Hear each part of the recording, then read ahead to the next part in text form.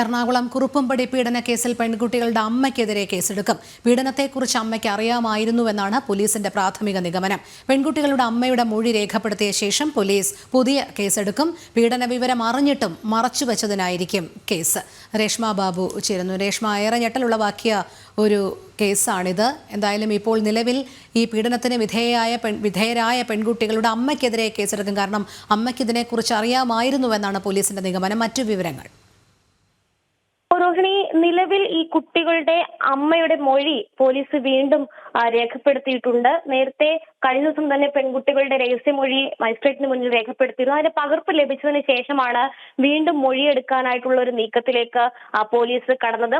നിലവിൽ ഈ പീഡന വിവരം അമ്മയ്ക്ക് അറിയാമായിരുന്നു എന്നുള്ളതാണ് പോലീസിന്റെ നിഗമനം. അതിന്റെ അടിസ്ഥാനത്തിലാണ് മൊഴി വീണ്ടും രേഖപ്പെടുത്തുന്നത്. മൊഴി എടുത്ത ശേഷം മറ്റൊരു കേസ് കൂടി രജിസ്റ്റർ ചെയ്യാനായിട്ടുള്ള നടപടിയിലേക്കായിരിക്കും അന്വേഷണ സംഘം കടക്കുക. അതായത് ഈ പീഡന വിവരം മറച്ചുവെച്ചു എന്നുള്ള കുറ്റം അമ്മയ്ക്കെതിരെ ചുമത്തിക്കൊണ്ടുള്ള ഒരു പുതിയ കേസ് രജിസ്റ്റർ ചെയ്യപ്പെടും.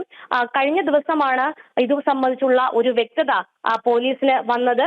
ഈ പ്രതിയായിട്ടുള്ള ധനേഷും മൊഴി നൽകിയതിൽ അമ്മയ്ക്ക് കഴിഞ്ഞ കുറച്ച് മാസങ്ങളായിട്ട് ഈ കുട്ടികൾ പീഡിപ്പിക്കപ്പെടുന്നു എന്നുള്ള വിവരം അറിയാമായിരുന്നു എന്നാണ്. അതോടൊപ്പം തന്നെ മജിസ്ട്രേറ്റിന് മുൻപിൽ നൽകിയിട്ടുള്ള രഹസ്യമൊഴിയിലും പെൺകുട്ടികളും ഇക്കാര്യം വ്യക്തമാക്കിയിരുന്നു. ഈ മൊഴികളൊക്കെ തന്നെ അമ്മയ്ക്ക് എതിര് തന്നെയാണ്. എന്തായാലും നിലവിൽ പോലീസ് അമ്മയ്ക്കെതിരെ കേസെടുക്കാനായിട്ടുള്ള ഒരു നടപടിയിലേക്കായിരിക്കും ഇനി അടുത്ത ഘട്ടത്തിലേക്ക് കടക്കുക. അതിന്റെ അടിസ്ഥാനത്തിലാണ് മൊഴി രേഖപ്പെടുത്തിക്കൊണ്ടിരിക്കുന്നത്.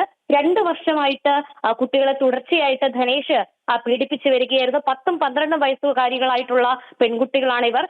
ഇവരുടെ സുഹൃത്തുക്കൾക്ക് അയച്ച കത്തിൽ നിന്നുമാണ് ഈ പീഡന വിവരം പുറം ലോകം അറിഞ്ഞത്.